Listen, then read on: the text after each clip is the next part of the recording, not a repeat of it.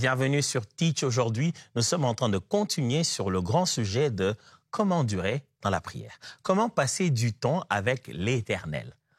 C'est sûr que lui, il va pas s'ennuyer. Il est l'Éternel Dieu. Et Dieu aimerait passer du temps avec nous dans sa présence. C'est vrai que la prière n'a pas pour but le temps qu'on doit passer. Mais le temps est une conséquence plutôt naturelle d'une relation qui se veut être profonde. Ceux qui s'aiment bien se fréquentent longtemps, n'est-ce pas? Et donc, ce n'est pas la longueur de la prière qu'on en reconnaît l'impact. C'est d'abord pas sa profondeur et son intimité. Mais le temps que l'on prend dans la prière vient naturellement justement par le fait de prier. Et y a-t-il des choses qu'on peut savoir comme enfant de Dieu, disciple de Jésus, pour mieux rester longtemps dans la présence de Dieu? Aujourd'hui, c'est le deuxième jour où on veut parler de ce sujet. Alors, j'aimerais qu'on se concentre sur ces deux réalités importantes. D'un côté, la rigidité, j'allais dire, l'équilibre qu'il y a entre la structure dans la prière, la liturgie et tout ça, et de l'autre côté, la spontanéité. Comment l'Esprit nous guide dans la prière, comme l'Esprit le veut. Doit-on faire un programme de prière pour mieux durer? Ou doit-on juste nous laisser être conduits par l'Esprit comment il le veut? Alors, on va tenter de mettre de l'équilibre entre ces deux-là, entre liturgie et spontanéité. Alors, let's teach. Grandissons ensemble.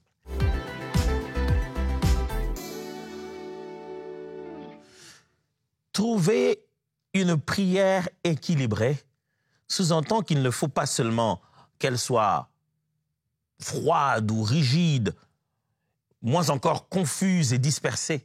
Il faudra qu'on mélange à la fois le côté d'un cadre très structuré, mais qui n'est pas figé.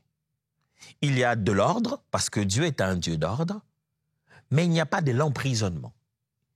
Il y a de l'ordre, mais il n'y a pas de la religion.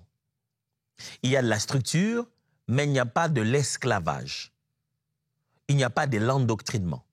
La prière devrait trouver de l'équilibre entre à la fois se faire dans un certain ordre, selon un certain rythme, une forme de structure, une sorte de cadre suivi, mais sans que ce cadre ne devienne une façon de l'encadrer au point de l'emprisonner. La prière devait être libre selon la conduite de Dieu et la direction de l'Esprit, mais la prière peut être prévisible. Elle peut avoir des étapes de façon de l'aborder. Il y a au moins la possibilité de savoir par où commencer, même si on ne sait pas comment on va finir. La prière, donc, c'est ce mélange équilibré entre structure, liturgie, forme, étape, mais aussi liberté de l'esprit, conduite du Saint-Esprit comme il le veut. Jésus le démontre bien. Lorsque les disciples vont le voir, lui demandent « Apprends-nous à prier ». Il n'hésite pas de leur apprendre. Quelque chose qui est devenu pour nous tous une structure. Il leur dit, quand vous priez, dites. Il aurait pu leur dire, quand vous priez, que ça vous vienne comme l'Esprit va vous orienter, vous en faites pas. La prière, c'est une activité spirituelle, hein? Laissez à l'Esprit vous conduire. Non, non. Il leur a dit, quand vous priez, dites. Il leur donne un certain nombre de choses. Il leur dit, quand vous priez, dites. Notre Père qui est aux cieux, que ton nom soit sanctifié. La Bible nous montre, en lisant les évangiles, vous sentez que cette forme de prière était finalement mémorisée par le disciple. Il les répète avec une certaine fidélité. C'est presque pareil. Chaque fois qu'on lit les évangiles, on sent qu'il y a une répétition fidèle de ces paroles.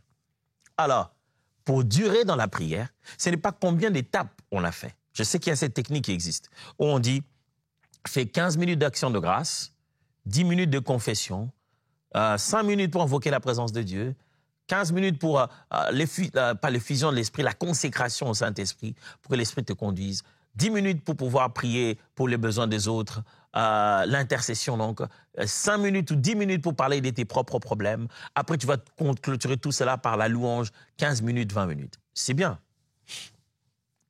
C'est important. C'est utile. Mais ce jour-là, dans l'adoration, tu vas adorer Dieu dans quel attribut? Dans les actions de grâce, en démarrant, tu démarres en disant merci pourquoi. Tu vas intercéder pour qui ce jour-là? Il faut trouver de l'équilibre entre à la fois structure et spontanéité. On n'a pas besoin d'être à 100% tourné à l'une et annuler l'autre. Je sais aussi ceux qui se disent « Ah non, la prière, c'est que tu es dans la présence de Dieu, là, tu viens seulement toi-même, alléluia, et ce qui vient, vient. » Oh, ça a un certain degré de maturité. Après avoir été soumis régulièrement à une forme de structure et de liturgie, que vous avez finalement trouvé la spontanéité. J'allais presque dire, vous avez compris le cadre pour ne pas en être encadré. Vous connaissez maintenant les limites et vous savez comment les dépasser. Il faut trouver de l'équilibre entre ces deux concepts. Alors, pour ça, je vous propose quoi? Je vous propose ceci. 1. Souvenez-vous toujours, Jésus a donné un modèle structurant. Je l'ai presque dit tout à l'heure. Jésus lui-même a donné un modèle et un modèle structurant. Matthieu chapitre 9, versets 9 à 10. Matthieu 9, 9 à 10. Voici donc comment vous devez prier. Notre Père qui est aux cieux, que ton nom soit sanctifié, que ton règne vienne, que ta volonté soit faite sur la terre comme au ciel. Jésus apprend la prière, il donne un modèle structuré et structurant. Il montre des étapes. Il aurait pu commencer par dire, voici donc comment vous devez prier. Quand vous priez, dites, pardonne-nous nos offenses comme nous pardonnons aussi à ceux qui nous ont offensés. Délivre-nous du malin, notre Père qui est aux cieux. Et que c'est à toi qu'appartiennent pour la louange et la gloire pour l'éternité. Je tente de mélanger ça. Mais vous sentez qu'il y a une logique dans sa façon de présenter ce dialogue avec le Père. Luc chapitre 11, verset 2. Jésus leur dit, quand vous priez, dites, Père, que ton nom soit sanctifié, que ton règne vienne. Donne-nous chaque jour notre pain quotidien. 2 références de l'Évangile, on voit chaque écrivain répéter la même prière que Jésus a appris à ses disciples. Jésus a donné un modèle, et un modèle bien structuré, un modèle structurant. Un modèle avec des étapes, un modèle avec une sorte de logique. Alors, qu'est-ce que tu essaies de dire, Pasteur Atom? C'est que quand chaque fois que nous prions, nous devons suivre ce modèle-là à la lettre. Non, non, non. Je suis juste en train de vous montrer que la pensée de la structure n'est pas anti-biblique. Et que la pensée d'une logique est inhérente à la prière. Et le fait de pouvoir connaître la logique avant même de commencer à prier, le fait de connaître les possibilités d'étapes avant de commencer à prier, ne fait pas de vous une personne moins spirituelle. Savoir que je peux commencer là-bas et finir là-bas ne veut pas dire que votre prière est dirigée par la chair et non pas par l'esprit. Jésus a donné un modèle structurant. Deuxième vérité, les psaumes, ordre et émotion ensemble. Les psaumes incarnent à la fois de l'ordre et de l'expression émotionnelle. Les psaumes sont un très, très bon modèle de prière. D'ailleurs, dans le Tanakh, donc ce que j'appellerais la Bible juive ou bien la partie de l'Ancien Testament que nous avons, vous trouverez que le livre de psaumes est subdivisé en 5. Il n'y a pas qu'un seul livre de psaumes, il y en a 5. On les sépare. On appelle ça des Tehillim. C'est à la fois des cantiques, mais aussi des prières. Le peuple d'Israël priait beaucoup jusqu'à aujourd'hui au travers des psaumes. C'est-à-dire, ils font des psaumes leurs prières. Ils s'approprient des prières de David dans les circonstances de leur vie. Et les psaumes, vous trouvez à l'intérieur à la fois les deux choses. Structure et émotion. Il y a la spontanéité de l'émotion du moment qui est exprimée dans la prière, mais il y a aussi de l'ordre de la structure. Ces psaumes sont des chefs-d'œuvre littéraires. Les psaumes sont de poésie bien élaborée. C'est peut-être parce que nous les lisons en français que ça part de gauche à droite. Mais vous les lisez dans le texte original, vous vous rendez compte que c'est super bien structuré. Il y a de la structure, mais il y a de la spontanéité en même temps au niveau émotionnel. Même au niveau spirituel, parce qu'on y trouve de fois des prophéties très fortes. On voit de fois David quitter le « nous » en « je », en « il », en « tu ». Dans un même psaume, David parle à Dieu en le tutoyant et il s'est mis à parler de Dieu à la 3e personne. « Tu es mon Seigneur, ma force, mon soutien. L'Éternel arrive et ses ennemis se dispersent. » En même temps, il lui parle, en même temps, il raconte une histoire parlant de lui. On sent de la spontanéité, mais on sent aussi de l'ordre. Psaume 103, versets 1 à 2. Mon âme bénit l'Éternel. Que tout ce qui est en moi bénisse son saint nom. Mon âme bénit l'Éternel et n'oublie aucun de ses bienfaits. J'aime ça. Il dit, mon âme, que tout ce qui est en moi bénisse son saint nom. Il prie Et il parle à son âme et il fait cette déclaration devant Dieu et dit, mon âme bénit l'Éternel et n'oublie aucun de ses bienfaits. Use de ta mémoire, cherche à l'intérieur de toi, souviens-toi de ce qu'il a fait. Autant tu vas bénir l'Éternel, mais va chercher dans la mémoire, va chercher dans la partie cognitive, va chercher dans ce qu'on sait. Toi et moi, oh mon âme, va chercher dans les choses que toi et moi, on sait que c'est Dieu qui l'a fait. La spontanéité de la prière n'exclut pas son côté ordonné. La spiritualité, l'émotivité de la prière n'exclut pas sa rationalité. La prière est à la fois prier humblement en exprimant les sentiments de son cœur, les émotions, selon la conduite du Saint-Esprit, mais la prière, c'est aussi suivre une certaine forme de schéma et d'ordre dans la manière d'aborder Dieu. Psaume 42, verset 5. « Pourquoi t'as battu, mon âme, et gémis-tu au-dedans de moi? Espère en Dieu, car je le louerai encore. Il est mon salut, mon Dieu. » David n'a pas honte de dire l'état des lieux de son âme. Il dit, là, mon âme est abattue. Et qu'est-ce qu'il fait, David? Il parle à son âme. Waouh! Parmi les temps que nous passons dans la prière, nous ne parlons pas qu'avec Dieu. Découvrez ici, qu'est-ce qu'il fait, David? Il ne parle pas à Dieu. Il est en train de passer tous ces textes ici à parler avec lui-même. Il dit, mon âme, pourquoi t'as battu au-dedans de moi? Pourquoi t'as battu? Espère en Dieu, car je le louerai encore. Et il est mon salut, mon Dieu. David, ton âme, c'est qui? Et toi, là, quand tu dis je, c'est qui? Regardez cette conversation que David a. Dans son temps de louange, dans son temps de prière, il démarre au niveau de ses émotions pour trouver un moyen de les laisser être soumis à la vérité. Beaucoup de personnes craignent d'être émotionnelles dans la prière parce qu'ils ont peur de perdre contrôle. Par contre, ici, David, c'est émotionnellement qu'il reprend contrôle de sa prière. Il va vers ses émotions et il parle à ses émotions, dit « Mon âme, pourquoi t'as battu au-dedans de moi ?» En ayant conversation avec sa partie émotionnelle, il replace les vérités éternelles en leur place. Il dit « Je louerai encore Dieu. » Oh, quel que soit ce par quoi tu passes à l'intérieur de moi, mon âme, sache que je louerai encore l'Éternel. Mon frère, de foi, dans la prière, tu ne sais plus quoi dire à Dieu. En fait, c'est peut-être le temps de dire quelque chose à toi. C'est peut-être le temps que ton esprit, que les Saint-Esprit mettent des paroles pour que toi, tu parles à qui? À toi-même. N'oubliez pas, nous sommes là au courant de cette semaine, on essaie de trouver comment on peut passer plus de temps dans la prière, dans la présence de Dieu. Et aujourd'hui, l'objectif, vous le savez, on tente ensemble de découvrir l'équilibre qui existe à la fois entre le fait d'être structurel, d'avoir des étapes, mais aussi le fait d'être spontané, de le faire selon qu'on le ressent. On trouve l'équilibre entre les deux en disant que les deux choses doivent être faites. On est en train de confirmer dans la Bible que 1, Jésus a montré un modèle structurant. 2, on a un exemple des psaumes dans la Bible qui sont à la fois ordre et émotion, qui sont combinés ensemble, spontanéité émotionnelle. Et troisièmement, l'Esprit donne la liberté, pas les désordres. L'Esprit donne de la liberté, pas du libertinage désordonné. L'Esprit de Dieu nous donne d'être libre, pas désordonné. C'est une chose qu'on confond beaucoup. Et en particulier, je suis obligé de le dire, des fois dans nos églises pentecôtistes, c'est devenu même la norme. La norme est que liberté de l'esprit égale automatiquement désordre. Dis non, quand l'esprit vient, il bouscule tout ce qu'on a placé. Qui a placé à la base? Pourquoi ça ne peut pas être lui qui a placé à la base? Dieu ne montre pas toujours sa souveraineté en venant à l'encontre de lois humaines. Non.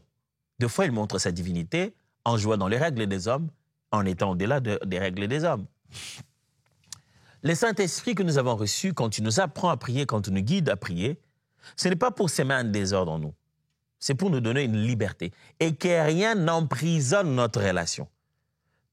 Quelqu'un m'a dit un jour, moi, je prie tout le jour, comme ça là, comme ça me vient. Je n'aime pas avoir je n'aime pas être dans des règles où je fais la même chose chaque fois. Je l'ai écouté, je lui ai dit, mon frère, j'admire ce que tu es en train de dire. Mais j'ai l'impression que tu dis une chose et son contraire. Il dit, non, moi je ne répète pas les mêmes choses. Chaque fois quand j'ai le temps de prier, chaque fois je suis spontané. J'ai dit, si, tu répètes chaque fois la spontanéité. Il me disait, ça veut dire quoi? Il dit, tu as une régularité. Tu es devenu monotone. Tu répètes la même chose chaque fois. Il dit, non, chaque chose c'est différent. Chaque jour c'est différent. J'ai dit, oui. Chaque jour, tu répètes le besoin de vouloir être différent. Tu t'es mis dans un autre cycle sans t'en rendre compte.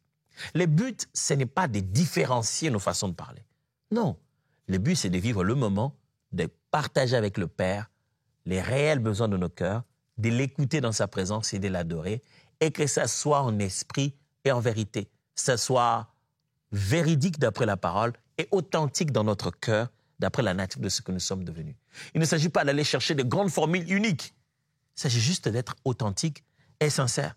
Et le Saint-Esprit ne vient pas nous dire « Allez, je vais s'aimer du désordre. L'Esprit de Dieu est là. Alors on passe en mode désordre. » Non, l'Esprit de Dieu est là. On passe en mode liberté contre toute chose qui est commencée à devenir une religion.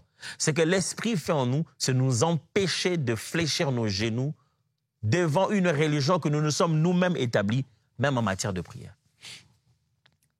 Et parmi ces façons de nous emprisonner, nous pouvons nous emprisonner aussi avec l'idée selon laquelle chaque jour, ça doit être différent. Maintenant, tu te mets en stress.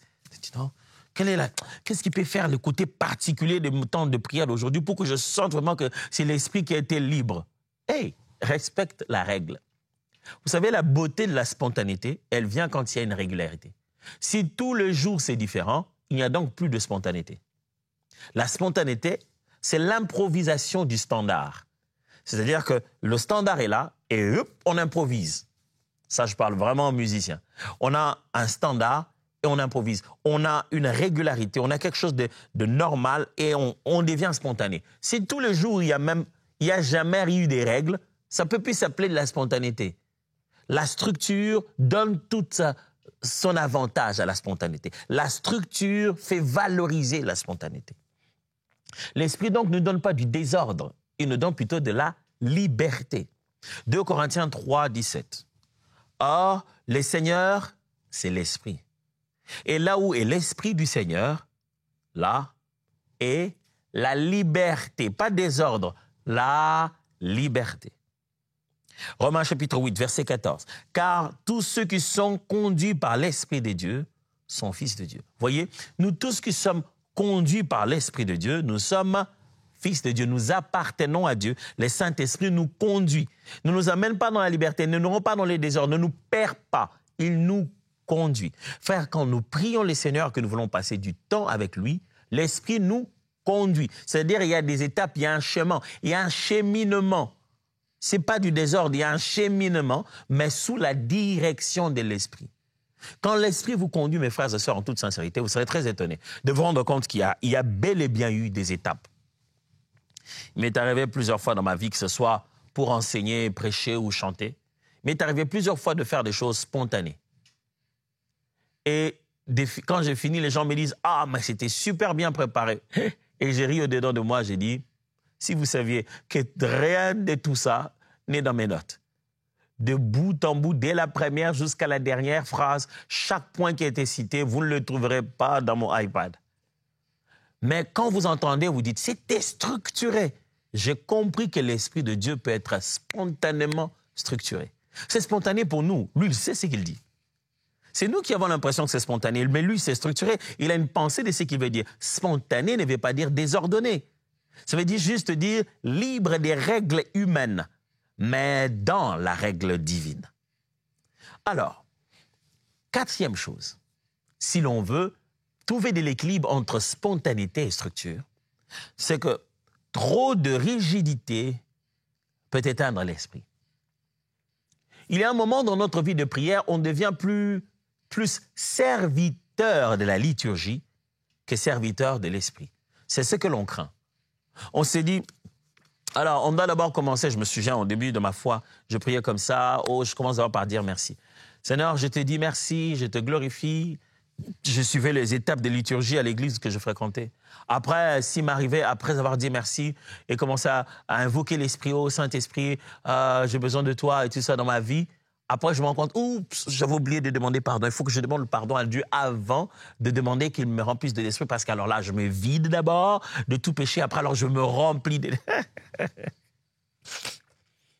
Trop de rigidité comme ça, mes amis, peut éteindre même l'esprit, peut attrister l'esprit.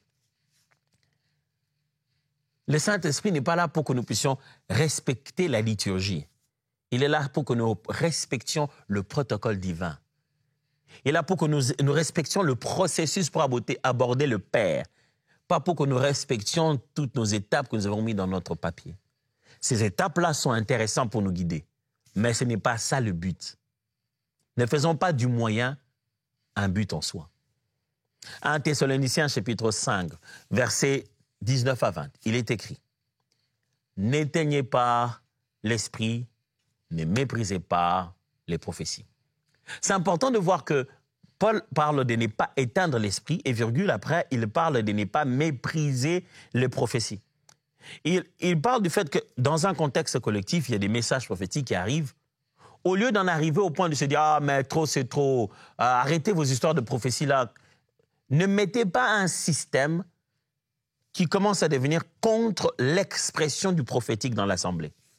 Ne devenez pas si rigide au point que l'expression du prophétique meurt dans l'assemblée. Si les prophéties sont données, ne les méprisez pas. Il dit, écoutez-les, voyez ce qui est de Dieu et ce qui ne l'est pas. Jaugez après. Ce n'est pas parce que vous craignez que le sol puisse donner des mauvaises herbes que vous allez remplir de cailloux. Et les bons herbes, et la sémence que vous avez placée dedans. Laissez grandir et différencier les deux choses. Des fois, nous établissons des règles dans la prière, tellement par crainte d'infiltration démoniaque ou de distractions humaines ou de l'hyper-spiritualité, de manque de maturité dans la spiritualité chrétienne. On établit tellement des règles dogmatiques, surtout pour des gens qui sont encore enfants dans la foi, au point que ces règles-là deviennent si rigides que même la vie de prière a disparu. C'est juste une religion. Quelqu'un te dit qu'il a prié parce qu'il a respecté les normes religieuses qui lui ont été données, sans cœur, sans vie, sans un dialogue authentique avec Dieu.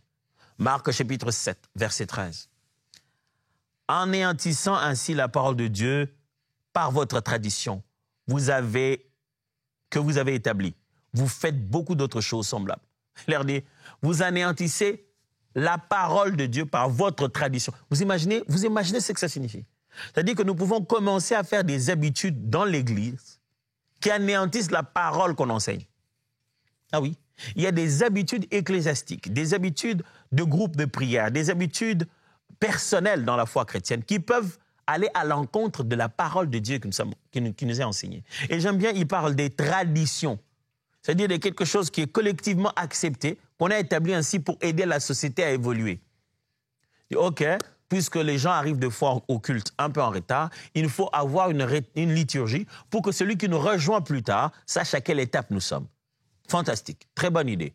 Mais depuis, la liturgie est devenue Dieu. Elle est devenue si rigide que si on ne la suit pas, on a certainement commis une erreur. Moi, je me souviens des fois où je finissais de conduire le culte. Après, on me disait, mais tu as quand même conduit avec une erreur aujourd'hui. Hein? Je dis quoi? C'était quoi l'erreur? À l'étape de l'invocation du Saint-Esprit, on a pris l'invocation du Saint-Esprit avant de demander nos péchés, de demander pardon pour nos péchés. On doit d'abord demander pardon pour nos péchés, après, je ne verrai jamais cet exemple-là. Est-ce que c'est la liturgie qui est vraiment la chose la plus importante? Ou c'est l'esprit qui s'exprime? Des fois, l'esprit nous reproche une chose, et tout le temps qu'on devait passer là-bas, c'est demander pardon. Des fois, l'esprit veut juste qu'on glorifie Jésus. Et tout le temps qu'on passait, c'était adorer le Seigneur. Et moi, je me faisais taper sur le doigt parce que souvent, quand je prenais le temps de conduite, on passait tout le temps à adorer. On s'est dit, mais on adore comme ça, mais on n'a même pas demandé d'être rempli du Saint-Esprit. Il dit, mais le culte, on n'avait pas. Le jour où il n'y a pas culte en semaine, vous faites comment pour être rempli du Saint-Esprit? On n'a pas dit, allez à l'église pour vous faire rempli du Saint-Esprit. C'est écrit, soyez remplis de l'Esprit. Alors, il peut y avoir de structure, il peut y avoir de liturgie, mais ne les rendons pas rigides au point de tuer cette relation avec le Saint-Esprit. Alors, si ce matin, tu n'as pas prié comme tu l'avais prévu de le faire, si la nuit, tu n'as pas respecté la liturgie, Dieu n'est pas là en train de compter et dire « Ah, l'étape 2, tu es allé trop vite. Il fallait 2 heures normalement. » Non. Le plus important, c'est comment l'Esprit te dirige. Plusieurs fois, moi, quand je dois faire un jeûne ou je dois faire une retraite, je fais un petit programme pour que je ne sois pas perdu. Je dis, soit je fais la méthode des 2 heures, Soit je fais la méthode de 3 heures, ça veut dire 2 heures, je fais 2 heures de prière, 2 heures de pause, 2 heures de prière, 2 heures de pause jusqu'à finir ma journée. Donc, il n'y a pas de moment réel pour dormir si ce n'est pas pour 4 heures du temps. Le maximum, je dors pour 4 heures du temps. Mais le reste, c'est 2 heures de prière, 2 heures de pause. Dans cette pause, soit je me lave, soit je me prépare, soit je vais faire de la méditation en marchant ou quoi que ce soit. Ou je fais la méthode de 3 et 1, c'était 3 heures de prière, 1 heure de pause, 3 heures de prière, ainsi de suite. Mais des fois, je commence à faire mes 2 heures de prière et dans la méditation, je vois que l'heure est arrivée, ma montre sonne, mais je suis en plein en train de consommer quelque chose de spirituellement tellement profond. Qu'est-ce que je fais? L'heure a sonné? Non. Je reste là, j'entre jusqu'au fond et après, c'était même l'heure de la pause, mon esprit est déjà en position de prier, je prie. La liturgie, elle est là pour nous guider, pas pour s'imposer à nous. Alors, 5e, retenez ceci. Dieu cherche la sincérité, pas la perfection. Entre structure et spontanéité de l'esprit, sachez-les très bien, Dieu n'est pas en quête de la perfection.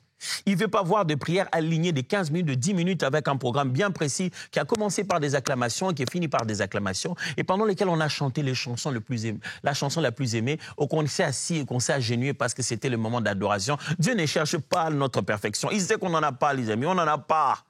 On donne l'impression d'en avoir, on n'en a pas. Derrière la beauté de la lumière de nos églises, les images bien faites, nos tenues bien habillées et nos langages si bien soignés. La quête, ce n'est pas faire des fautes d'orthographe, ni des grammaires, ni des conjugaisons. Dieu sait qu'il n'y a pas de perfection à l'intérieur. Il n'y en a pas. Il ne cherche pas ça. Il veut juste la vérité, la sincérité de notre cœur. Que ce que nous sommes en train de dire soit authentique à l'intérieur de nous. Que nous le voulions vraiment, que nous le désirions vraiment, que nous cherchons Dieu de tout notre cœur. Ecclésiaste chapitre 5, versets 1 à 2 dit « Ne te presse pas d'ouvrir la bouche et que ton cœur ne se hâte pas d'exprimer une parole devant Dieu, car Dieu est au ciel et toi sur la terre, que tes paroles soient donc peu nombreuses. » Il dit, quand tu veux parler, ne te précipite pas, hey, tu parles à Dieu et Dieu est dans le ciel. Toi, tu es sur la terre. Attention sur les choses que sur Paul. L'homme d'Ecclésiaste est en train de dire, Dieu connaît des choses que tu ne connais pas. Alors, t'amuse pas à te mettre à parler comme si tu savais tout. Soigne bien tes mots, choisis ce que tu dois dire. Psaume chapitre 51, verset 17. Les sacrifices qui sont agréables à Dieu, c'est un esprit brisé. Ô Dieu, tu ne dédaignes pas un cœur brisé et contrit. Le cœur. Quand l'homme d'Ecclésiaste dit attention sur ce que tu dis, Dieu voit tout de là où il est. Tu n'aimais pas parler des choses qui ne sont pas dans ton cœur. Le psalmiste, lui, dit par contre, quand quelqu'un a un cœur à l'intérieur de lui qui est brisé, Dieu, un esprit brisé, ça, c'est ça ce que Dieu aime. Pas les sacrifices. Il n'y a pas de sacrifices humains qui puissent être agréables ou qu'on brûle quoi que ce soit. C'est les cœurs que Dieu est en train de regarder. Mes amis, Dieu ne vise donc pas que nous soyons parfaits dans notre structure. Il vise que nous soyons sincères et authentique. Laissez-moi prier avec vous. Abba, nous disons beaucoup aux gens que nous voulons prier ou nous avons prié ou nous savons prier. Mais il arrive à un moment donné, on a l'impression qu'on fait du surplace. On prie, mais on sent qu'on ne grandit plus dans notre façon de prier. Si j'ai une chose à te demander aujourd'hui, Père, aide-moi ainsi que mes frères et sœurs à grandir dans la prière. À se rendre compte que liturgie et spontanéité, eh bien, ça va de pair. On n'a pas besoin d'abandonner l'un au bénéfice de l'autre. Apprendre à mettre l'un au service de l'autre, en sachant quelle est la priorité. C'est d'abord le cœur et non pas la perfection. Gloire à toi, Seigneur. Amen. Dieu vous bénisse et à demain.